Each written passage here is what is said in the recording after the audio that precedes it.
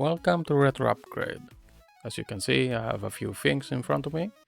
I got an order from AliExpress for sockets, and I also have some EPROMs.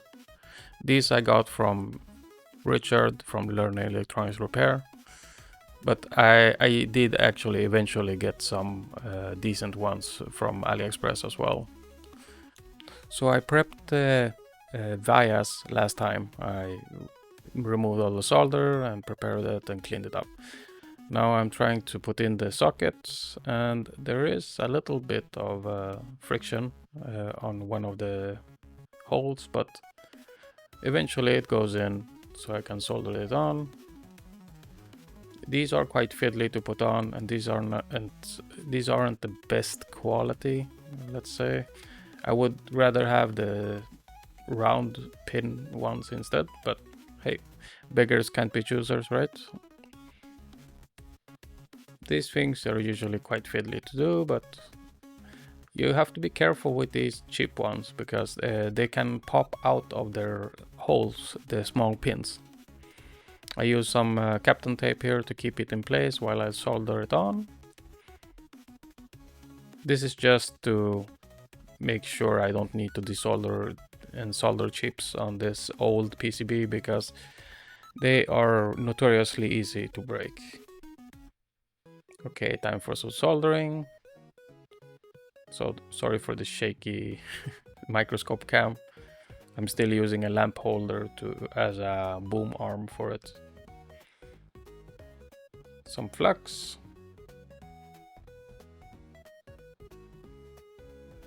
If you're curious, I use the Amtech fake flux from AliExpress. It works fine. I do need better solder though, that's for sure. The tip here is cold. I left this in just to remind people that if you see this behavior, your tip is too cold. It doesn't want to melt the solder, and you usually get cold joints. This is better. I put it up to 370 degrees C. Now, keep in mind I have one of these cheap Chinese ones, so that's not the actual temperature. It's probably closer to 320 or something.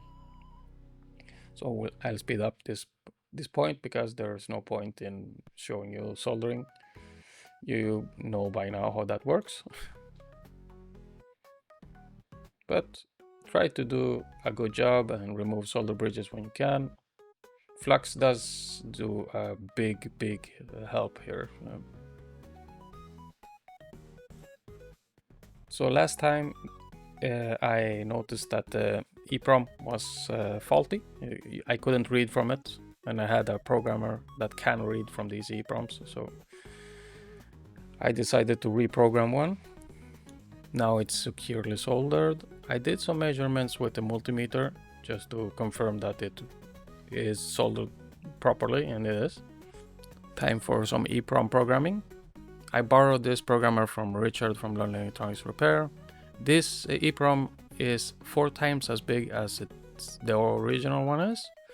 So the way I fixed it is using a hex editor. I put 4 copies of the same EPROM. I read the EPROM off, and it seems to be working fine. Otherwise you get all zeros or all Fs.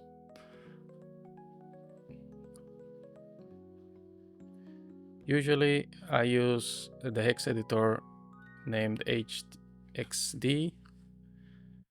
Now time for actually putting the program on. But first we need to erase what's on it. And these are UV EPROMs. They are not EEPROMs that are electrically erasable. So you need to put the light on quite a while actually. This took quite a long time to get erased. You can just test read it a few times to see if it's actually erased or not. 3 hours later, yeah, it took a really long time. I get all Fs, but 3 hours is a long time. That's why the electronically erasable ones are preferred, and they are actually pin compatible ones for the Vectrex. so I'm getting some of those later. I did buy some UV ones that are the correct size as well. I put those on later on. I don't think I have video of that though, so sorry for that. So read it, and I needed it still had some data on, so I left it 3 more hours with the UV light on, and now it seems to be empty. So 6 hours total to get this thing empty. Now I'm going to open up the file.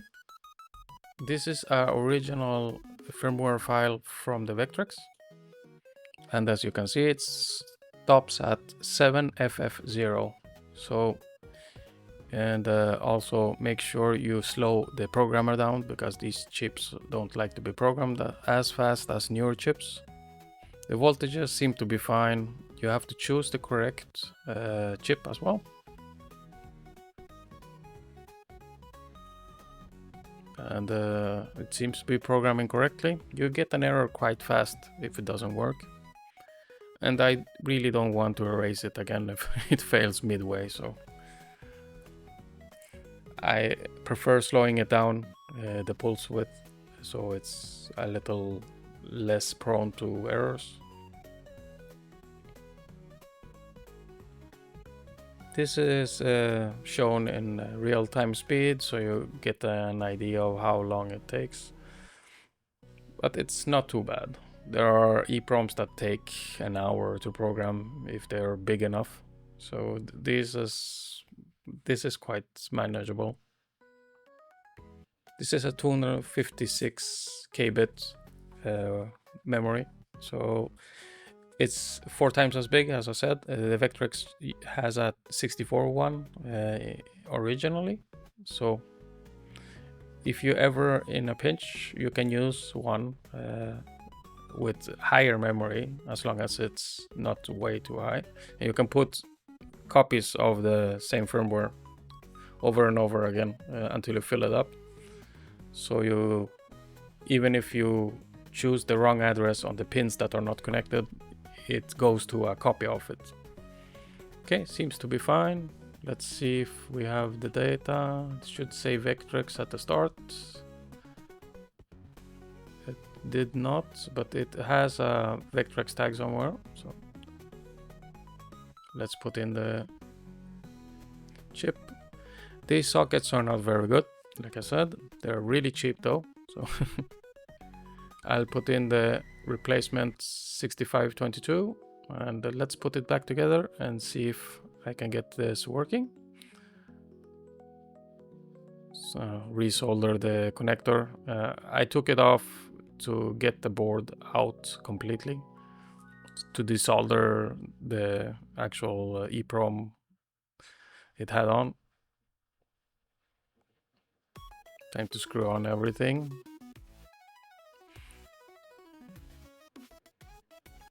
Also, the reset cables need to be resoldered again. Oh yeah, and don't forget, the dangerous part is the CRT. The camera crashed, but it didn't work, so still has a white dot. Okay, so I'm using something called a Boardview here.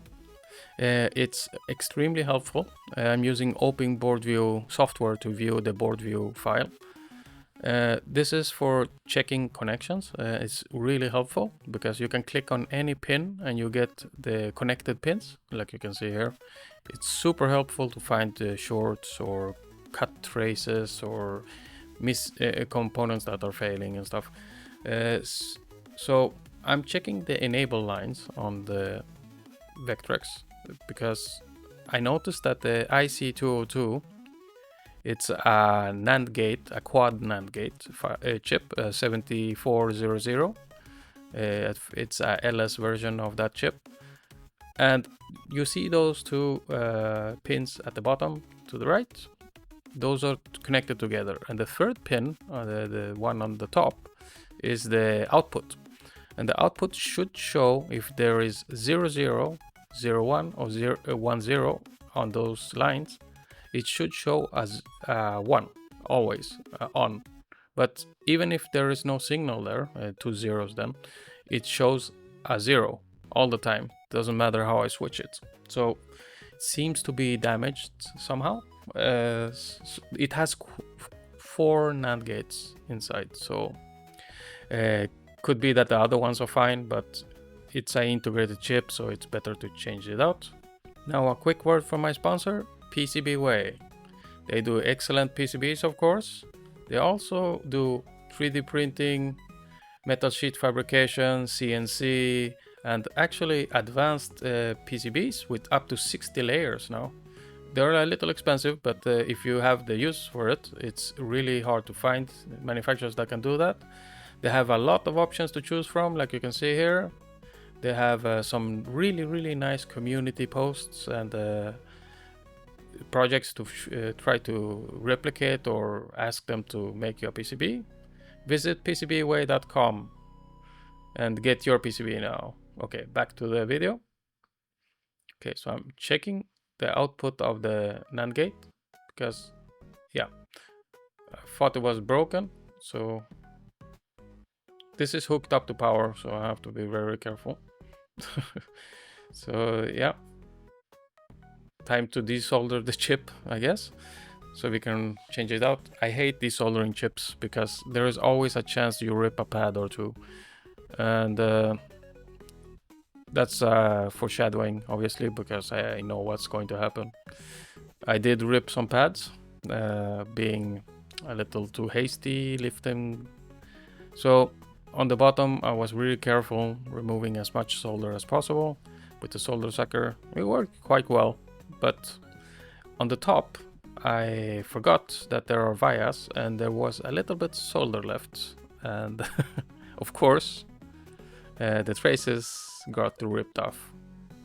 So I pried too much here. I needed way too much force to get this out. But I was on my meds and I wasn't patient enough. I pried it off with some hot air, but still I ripped a few pads. So now I have extra work to do, obviously, which sucks when a project takes this long.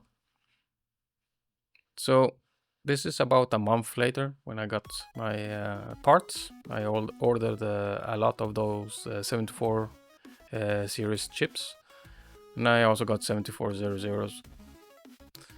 I did test the chip on a chip tester and it was broken on the first and the third connector. Now let's see what the damage is. Okay, so I'm checking how much is broken. So I need to take off the loose parts so they don't come loose later. So this one got ripped as well. So a grand total of 4 vias need to be fixed. Some of them are not connected to anything, so they don't need to be soldered on.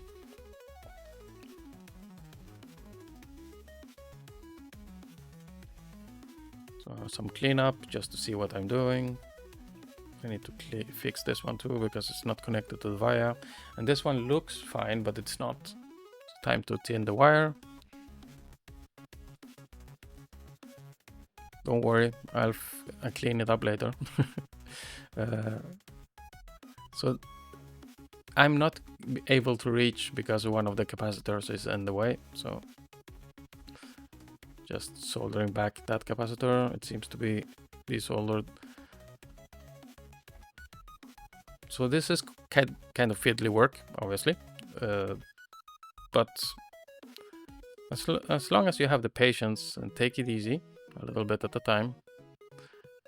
So my idea is to fish it through and then put a socket on later, so this doesn't move ever again.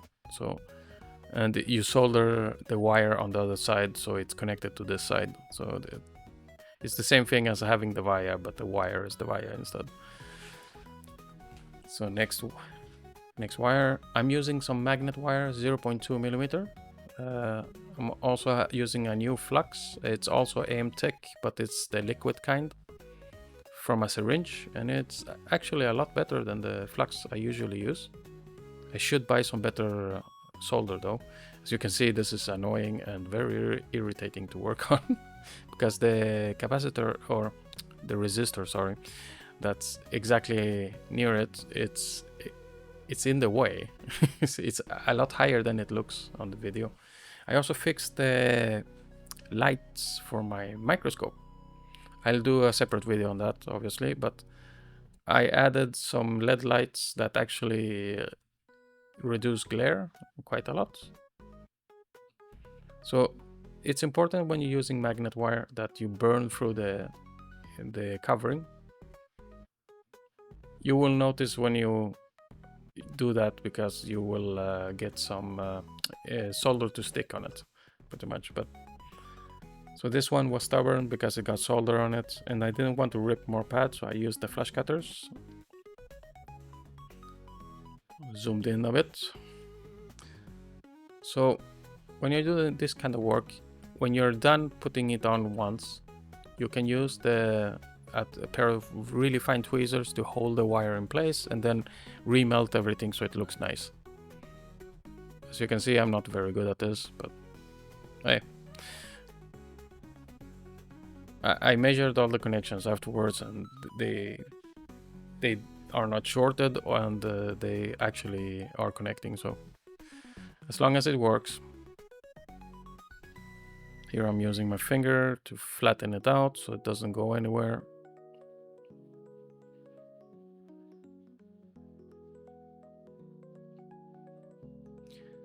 So this looks very advanced and very hard to do, but it's not. You just need a lot of patience. You need a decent soldering iron, I guess.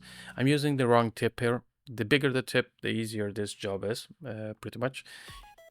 Not in the sense of actually fitting in between the components, but the heat transfer is really important here. So I'm using some solder mask. I bought this from AliExpress as well. It's mechanic branded solder mask. I'm using green just to match it. I'm using my tweezers to spread it out a bit. I tried using a toothpick, but it absorbs too much of the paint. So this is UV curable solder mask, and you use a UV light to cure it. So I'm using the same light as I did for the EPROM erase. I'll show it in a second.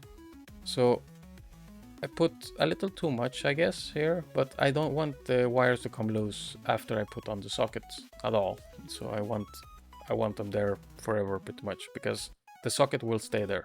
I'm just going to make sure it's not shorting anything first before I harden everything. As you can see, this wire is actually floating, so I have to push it down. There we go. But this does look better if you use some solder mask.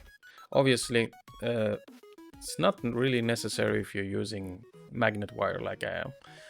But of course, if it's going to be under a chip, you can skip it. So I got some in the via. So that's not very good. So I have to clean that out.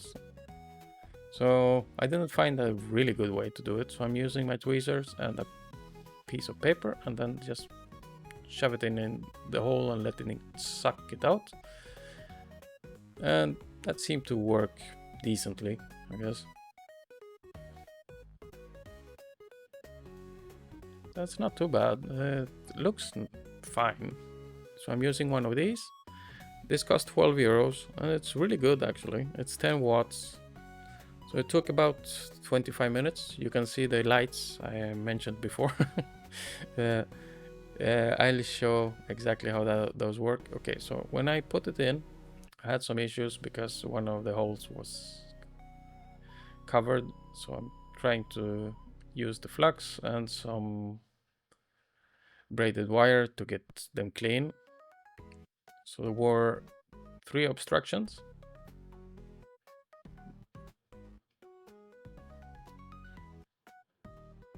That one is still full.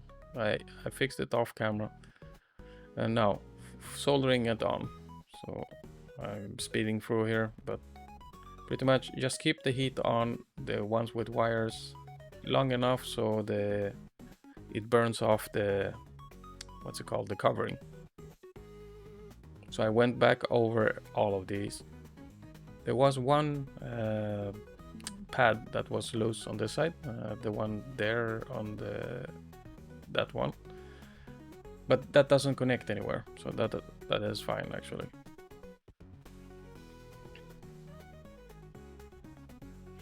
So I didn't like the socket really because it didn't really go through all the way. The legs barely go through the PCB, but it's not because it's not flush, it's just that way. So I'm making sure it's connected where it should go. I used a multimeter with the Boardview to beep it out, and all of the connections are actually working. So you go one by one and just check them on the other chips to see if it is connected. So this is super helpful. If you can get a Boardview for old console or electronic device, this is so helpful. And Open Boardview is free, so you just need a Boardview file, pretty much. And this file was found on GitHub. I can put a link to the GitHub repository. Give the guy some love if you're going to use this, because this is awesome.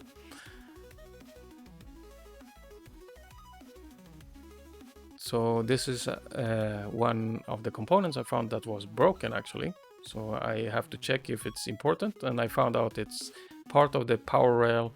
So it's not that important, it's just a smoothing cap. So I left it off for now. I'm going to get one to replace it obviously, but not for now. Let's put this back together and hopefully it works this time because it has the new chip. The NAND gate chip should be working. I did do a test on it before I put it in on the programmer that also has chip testing for the 7400 series stuff. So connecting the power. I connected the audio cable. This is the XYZ for the screen. I'm trying to get some focus here because when you use these cameras with manual focus, they are not very good at maintaining the focus. Sometimes they just drift even if you didn't touch them. But hey, what can you do? So this wire goes to the speakers, and they are probably the hardest thing to connect. They're inside there, really far in. These are my new lights, by the way. I'm going to explain why they're good in another video later. And they are actually a lot better than the ring lights I have usually on the microscope, because you can first of all put them however you like to see what you're doing, just like I'm doing right there. So there is a specific reason for these kinds of lights being on the Andon Star microscope and other. There is another way to use the ring lights that also works quite well. These lights aren't that powerful, and they were quite cheap. Okay, so after that I tested the machine and it still doesn't work. So there's a part 4 coming. See you then. Bye.